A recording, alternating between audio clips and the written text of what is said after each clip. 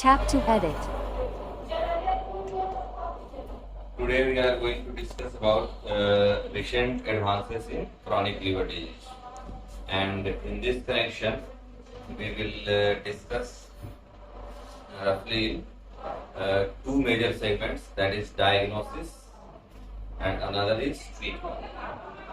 And treatment part will be trifurcated into three parts. Treatment of compensated cirrhosis, treatment of decompensated cirrhosis, and treatment of other complications of chronic liver disease. So, starting with the diagnosis part. Diagnosis of CLD has been primarily a histologic one, that is liver biopsy. But liver biopsy has cost implications as well as it has some complications as well. And besides that, there is a great problem or limitation with the liver biopsy, because two pathologists have great disagreement in the measurement of extent of fibrosis, and that's why it poses a great difficulty in the diagnosis of cirrhosis. Therefore, the newer advancement, which is non-invasive and yet corrective, that was the need of the time. And for that, the newer technique for diagnosis of CLD or the cirrhosis is elastography. And elastography is that measures the degree of stiffness of the hepatic tissue. And there are three important kinds of elastography modality, and they are number one, vibration controlled transient elastography. Vibration controlled transient elastography, which is also known as fibroelastography. And now number second is acoustic radiation force impulse elastography, ARFI elastography. Acoustic radiation force impulse elastography. And number three is magnetic resonance elastography. Now coming to number one, transient elastography. A value of more than 14 kilopascal suggests CLD. Degree of stiffness of liver is measured in kilopascals, and that's why the unit is kilopascal. A value of more than 14 kilopascal in transient elastography or fibroelastography suggests cirrhosis. A value of more than 2.6 meter per second in ARFI, that is acoustic radiation force impulse elastography, suggests cirrhosis. And in MRE, that is magnetic resonance elastography, a value of more than 5.9 kilopascal suggests cirrhosis. So this is the recent advancement in the diagnostic modality of cirrhosis, and these modality replace the need for liver biopsy, and this is non-invasive as well.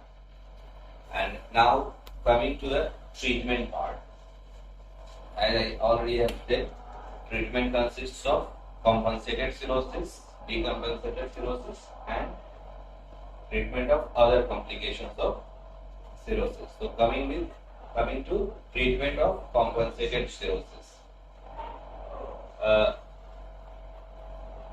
Surveillance for hepatocellular carcinoma 6 monthly, and screening for esophageal varices using EGD, that is esophagogastroduodenoscopy.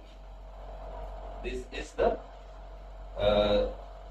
is the main sheet anchor of the treatment of compensated cirrhosis. Besides this, we also have to focus on abstinence from alcohol, weight loss, and change in lifestyle.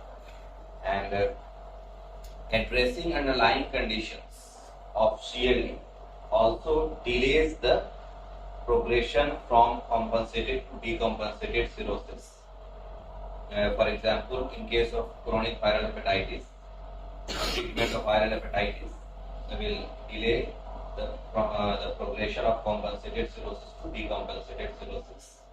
Alcohol abstinence in case of alcoholic cirrhosis, reduction in weight, change in lifestyle, and there is recent advancement in this connection is that people who use statins in chronic viral hepatitis, their rate of progression from compensated cirrhosis to decompensated cirrhosis is less.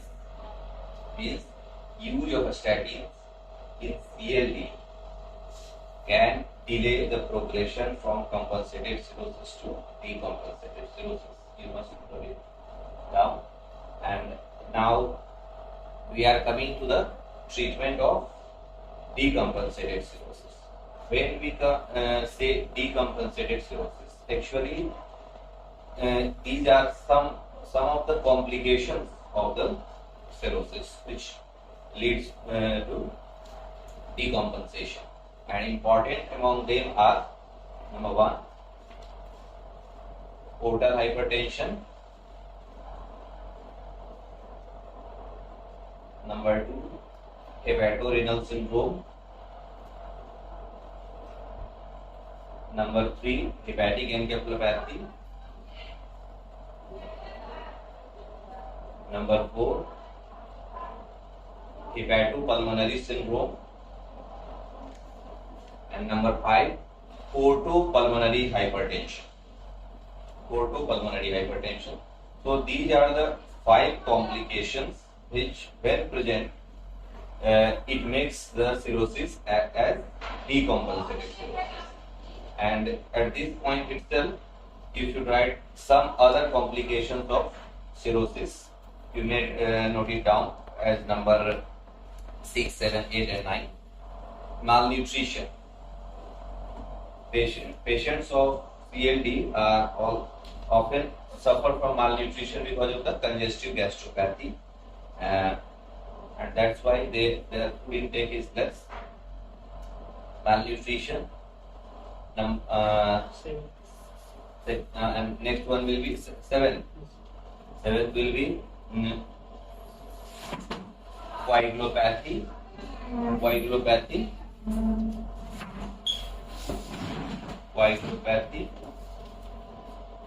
Bone diseases in cirrhosis, and number 9, hematologic abnormalities. We are talking about recent advances in CLD, and in this connection we have told about that we have to discuss it in 2 major segments: diagnosis part and treatment part. In diagnosis part, it was invasive and also costly, so a newer modality has been evolved, and that is called elastography, that measures the stiffness of the hepatic tissue, and that is non-invasive. And now we have come to treatment part. In treatment part, we have divided the treatment of compensated cirrhosis, treatment of decompensated cirrhosis, and treatment of other complications of cirrhosis. And we have talked about the treatment of compensated cirrhosis. In case of compensated cirrhosis, we screen our patients for development of hepatocellular carcinoma by USG of liver 6 monthly, and monitoring of development of esophageal varices through esophagogastroduodenoscopy, EGD, esophagogastroduodenoscopy, because varices can be developed in esophagus also, gastric also, or stomach also, and duodenum also.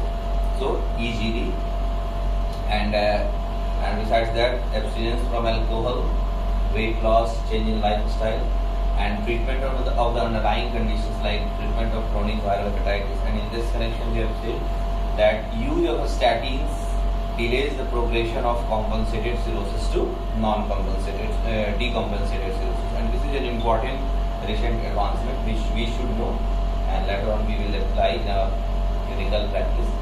And now we have come to treatment of decompensated cirrhosis. So treatment of decompensated cirrhosis starts with the treatment of number one, portal hypertension. So portal hypertension is treated by certain modalities, and note it down. Number one is medical therapy.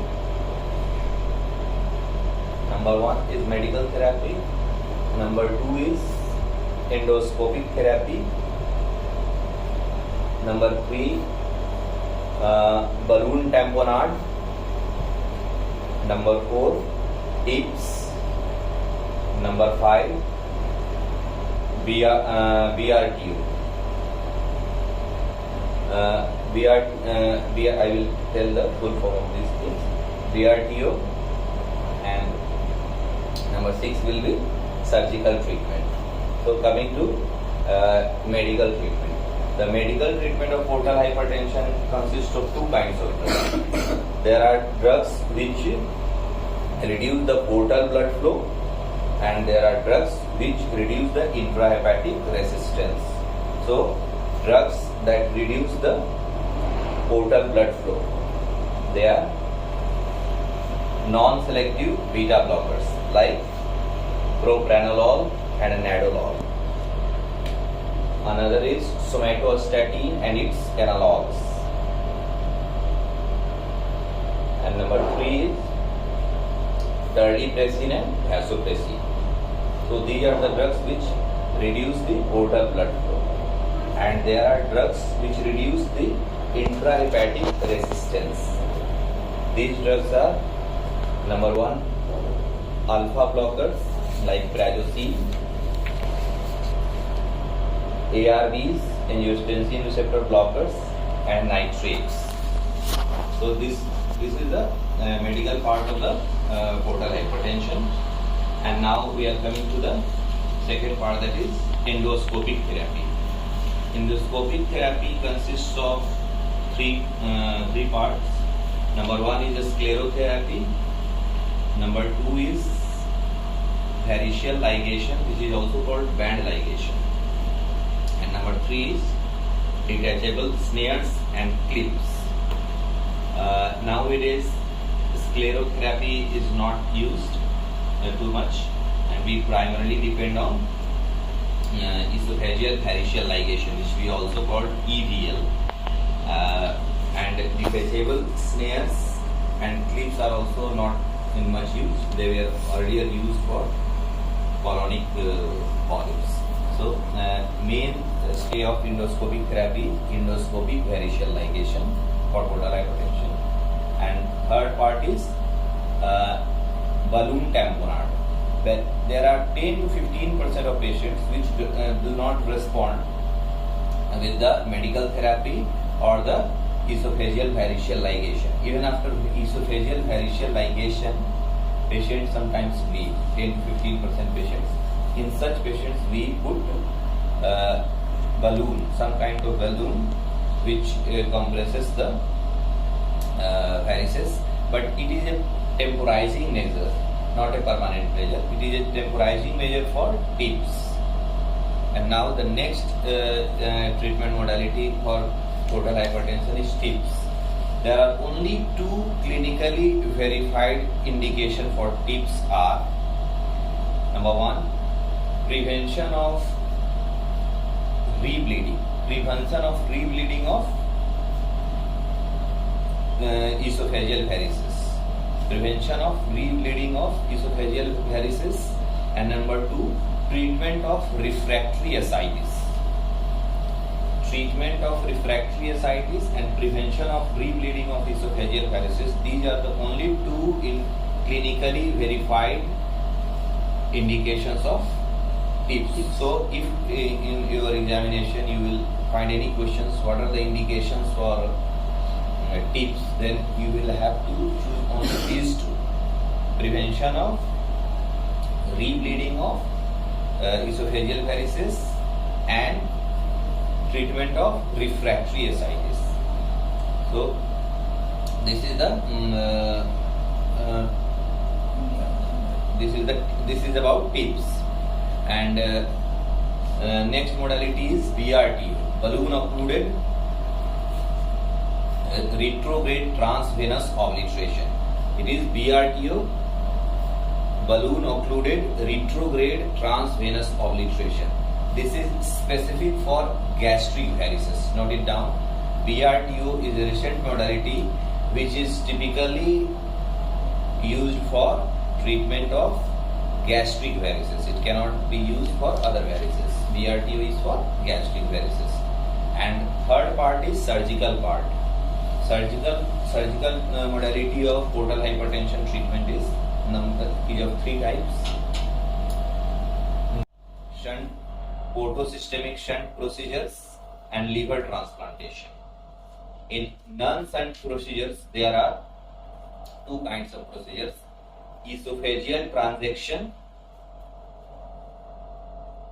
and number 2 is devascularization procedures. Devascularization procedures. And in shunt procedures, there are 4 kinds of procedures. Number 1 is selective shunts. Number 2, partial portosystemic shunts.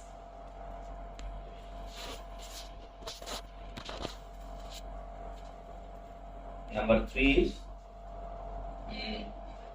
porta-caval shunts. Selective shunts, partial portosystemic shunts, porta-caval shunts, and number 4 is mesenterico left gastric vein bypass. Mesenterico left gastric vein bypass. So these are the, and number 3, another heading is liver transplantation. So these are the surgical modality of treatment of portal hypertension. And in selective shunts, you can write the example. Selective shunt that is done is distal splenorenal shunt. Since these topics are very extensive, I have already told that in an allotted time of 1 hour, things cannot be elaborated. So just note down these are the modalities, and we can later on discuss in detail about these things. But at this point of time, I don't feel that you need to know much more. You don't need to know more than this, because if you remember these things, you will easily solve the questions, with even the advanced questions in your NEET examination. So this is about portal hypertension, all modalities of portal hypertension. Number 2 is hepatorenal syndrome. So how to diagnose hepatorenal syndrome is very important. How it is different from AKI, how it is different from chronic kidney disease, because a patient might have AKI or might have chronic kidney disease, but how you can say it is hepatorenal syndrome? So diagnostic criteria for hepatorenal syndrome: the patient should have, number 1, cirrhosis with ascites. There must be ascites.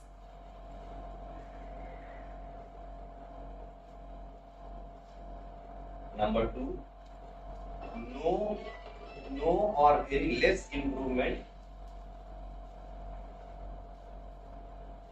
48 hours after the withdrawal of diuretics and volume expansion by IV albumin. If we have, because diuretics too are nephrotoxic, we must know about it. Diuretics, and sometimes when diuretics itself causes dehydration, in that way it also causes prerenal ARF, and diuretics are also nephrotoxic to some extent. But we have to give the times. So even if we withdraw diuretics for 48 hours and give IV albumin for volume expansion, there is no improvement. Then this is second criteria. And third is diagnosis of AKI as usual. What is diagnosis of AKI? AKI means 50% increase in creatinine value over the value of last 7 days. If there is report, if somebody has report of last within 7 days of his creatinine adjustment, then 50% increase in creatinine value over past 7 days, it is AKI, or there is more than 0.3 milligram per deciliter increase in creatinine value in less than 48 hours, it is also AKI. Next, no evidence of use of nephrotoxic agents.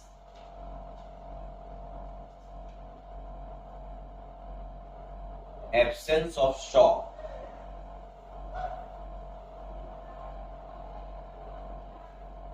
No intrinsic renal diseases. So if these 6 or 7 points are there in a patient, he has no history of use of nephrotoxic agents, he is not having shock, he is not having any intrinsic renal disease, and he has ascites, and his renal function is not improving after withdrawal of diuretics for 48 hours and after giving IV albumin for 48 hours, even then it does not improve. It means it is hepatorenal syndrome. The renal failure in this case is because of the hepatic cause. Then we can say.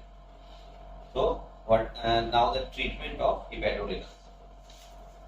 Treatment of hepatorenal syndrome consists of number 1, treatment of portal variceal bleeding, because variceal bleeding leads to volume loss and that contributes to shock, and shock itself is a cause of pre-renal hemorrhage. So treatment of variceal bleeding number 1, and treatment of HRS per se. HRS means hepatorenal syndrome is use of number 1, use of IV, use of albumin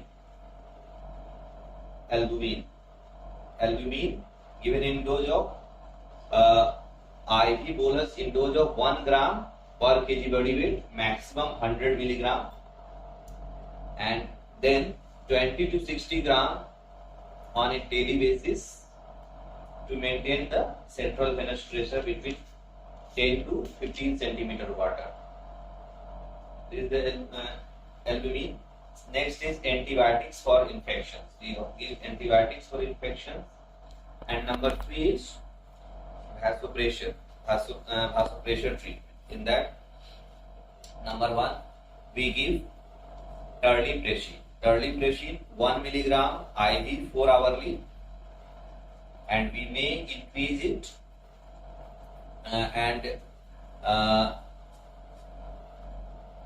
we may increase its dose to 2 milligram IV 4 hourly if the value of creatinine does not improve by 25% from its baseline in 3 days. So terlipressin, we will start terlipressin 1 milligram IV 4 hourly, and even if after giving 3 days the creatinine does not comes down by 25% of its baseline, then we will double its dose, or we may give midodrine and octreotide, or either terlipressin or midodrine and octreotide,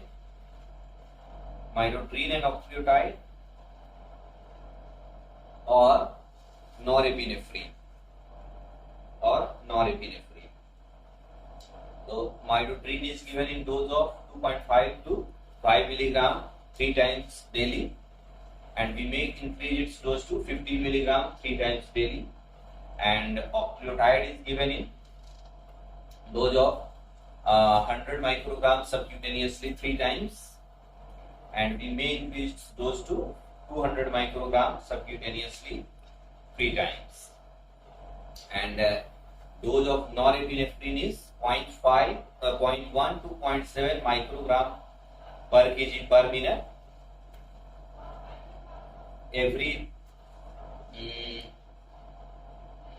and we may increase its dose by 0.05 microgram per kg per minute every 4 hours. And these vasopressor drugs can be given for 2 weeks in case of HRS for 2 weeks. Either HRS reverses, hepatorenal syndrome reverses, or in those 2 weeks we prepare for the liver transplantation. Either with these treatments it can get reversed, or ultimate treatment is liver transplantation for hepatorenal syndrome. Now the next part is hepatic encephalopathy. Hepatic encephalopathy has some recent improvements, and that we should know because we deal with these things very frequently. Treatment of hepatic encephalopathy primarily rests on 2 pillars, that is correction of precipitating factors and reduction of blood ammonia levels and other measures. These are 2 major things. So, what are the precipitating factors? It can be infection, bleeding, hypokalemia, medications, dehydration. So, correcting these things to a large extent can correct our hepatic encephalopathy patients. And number 2 is reduction in ammonia level. And before reduction in ammonia level, since it is the major part of the treatment, reduction of ammonia levels, we will talk about some other things, easy things which we can do, and we will later on talk about reduction of ammonia levels because that demands special attention. Intake of calorie and protein should not be restricted in CLD, and in this connection, vegetable proteins and milk proteins are more preferable because they have favorable calorie to nitrogen ratio, because we should give more calorie and less nitrogen, because nitrogen will precipitate more encephalopathy. So animal protein, vegetable proteins and milk proteins, they have favorable calorie to nitrogen ratio, and that's why these should be given. And another part which is very frequently we face here, branch chain amino acid supplementation like L-ornithine, which comes with the name of Hepamers, that improves hepatic encephalopathy, but that does not have any mortality or quality of life benefits. It means practically for a weaker section of patients, we should not advise it because it is costly, because since it does not have mortality benefit or quality of life benefit. But therefore, it should be avoided specifically for financially weak patients, which is common in our patients. And reduction of ammonia level. The reduction of ammonia level is very important part of the management of hepatic encephalopathy. And non-absorbable disaccharides are the cornerstone of reduction of blood ammonia levels, like lactulose or lactitol. And recently, acarbose is alpha-glucosidase inhibitor, which is used in treatment of diabetes also. Acarbose also reduces blood ammonia level, and that is very important. Recent advancement in the management of hepatic encephalopathy. We can use acarbose. And another very important advancement is extracorporeal albumin dialysis. Extracorporeal albumin dialysis using MARS technology. MARS is molecular adsorbent recirculation technology. Extracorporeal albumin dialysis using MARS technology reduces blood ammonia levels, and it is particularly very effective in the management of severe hepatic encephalopathy. Severe hepatic encephalopathy demands extracorporeal albumin dialysis. Nothing short of this. Severe hepatic encephalopathy demands extracorporeal albumin dialysis using MARS. MARS is molecular adsorbent recirculation technology. So this is the management part of the hepatic encephalopathy. Now the management of hepatopulmonary syndrome. So management of hepatopulmonary syndrome is there is very limited role of medical therapy. There is medical therapy. There is one case controlled trial which shows garlic preparations has some role in hepatopulmonary syndrome, but that is not dependable. The definitive treatment of hepatopulmonary syndrome is liver transplantation. It reverses hepatopulmonary syndrome in 80% of the patients. And that is a great achievement for a desperate conditions like CLD. And next one is portopulmonary hypertension. Portopulmonary hypertension, for sake of remembering, portopulmonary hypertension treatment and pulmonary arterial hypertension are almost same. And portopulmonary arterial hypertension treatment hinges on augmentation of prostacyclin and nitric oxide. Is augmentation of prostacyclin and nitric oxide signaling, and inhibition of endothelin signaling. So treatment will be prostacyclin agonist. The name of prostacyclin agonist, which is very promising in case of portopulmonary hypertension, is Selexipag. Selexipag is prostacyclin agonist, prostacyclin receptor agonist. Prostacyclin receptor agonist is Selexipag, and it is very promising for the treatment of portopulmonary hypertension. And another one is ANO signaling, augmentation of ANO signaling. So long-acting phosphodiesterase 5 inhibitor like tadalafil, vardenafil are promising, although sildenafil is also used.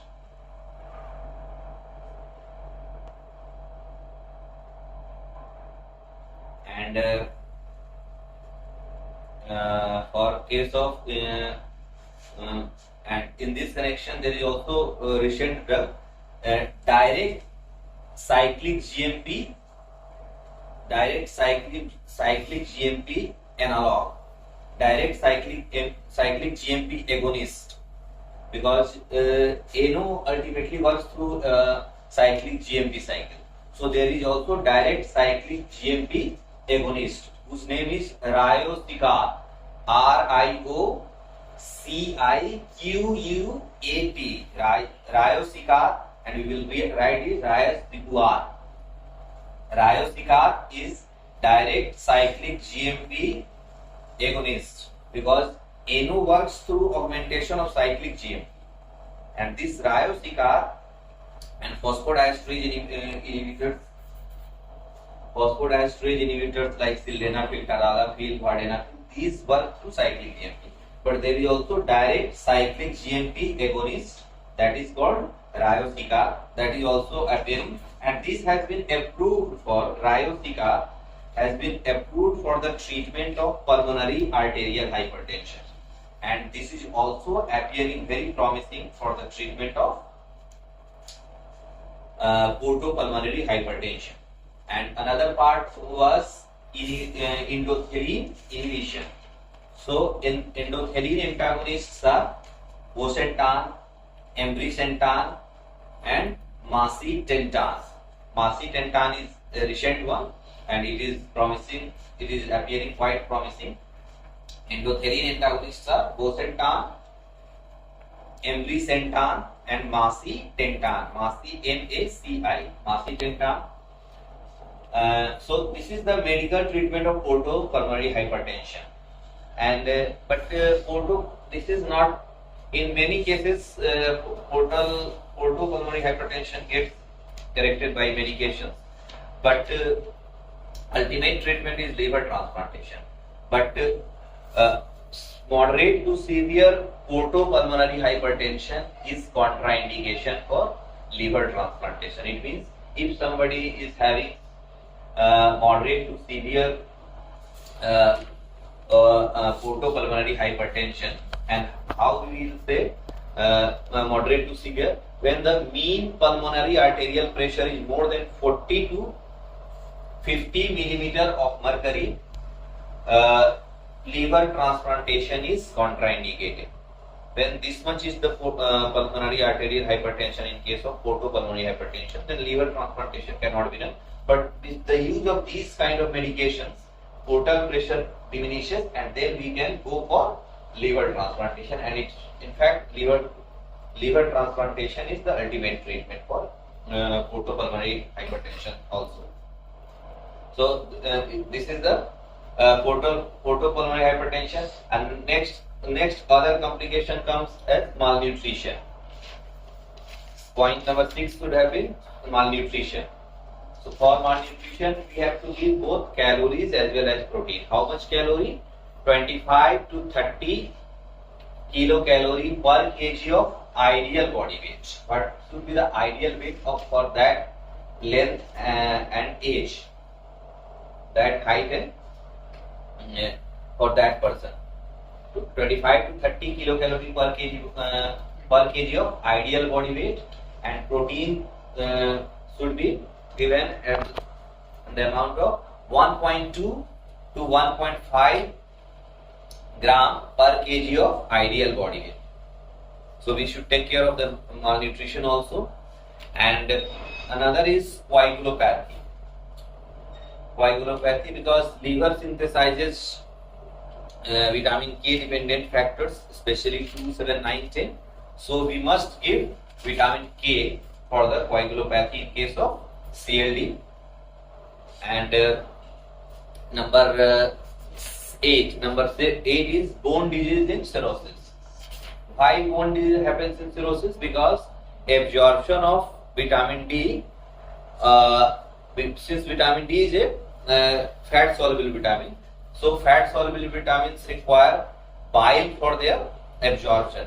So in case of chronic cholestatic liver disease, there is deficiency of vitamin D, and that leads to bone disease in case of CLD. And for that we need to give bisphosphonates. Bisphosphonates are given in bone disease in CLD. And number 9 is hematologic abnormalities. Since we know that there is bleeding in case of CLD, so there is anemia. Sometimes there is macrocytosis, because alcohol leads to macrocytosis, and patients of CLD often take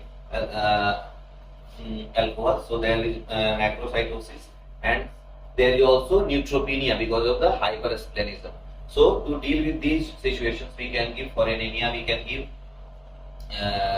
iron preparations, and for macrocytosis we can give vitamin B12, and for neutropenia we can give antibiotic coverage so that opportunistic infection does not take place. So these are the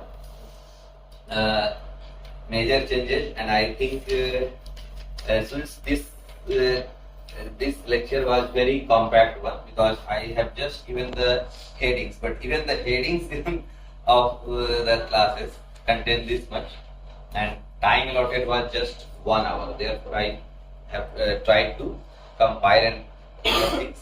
It might appear quite compact, but you can make it easier by reading again and again. There are several points which can be quite helpful in ward and also in examination hall as well. So I believe this is the conclusion of the class today. Thank you to all of you.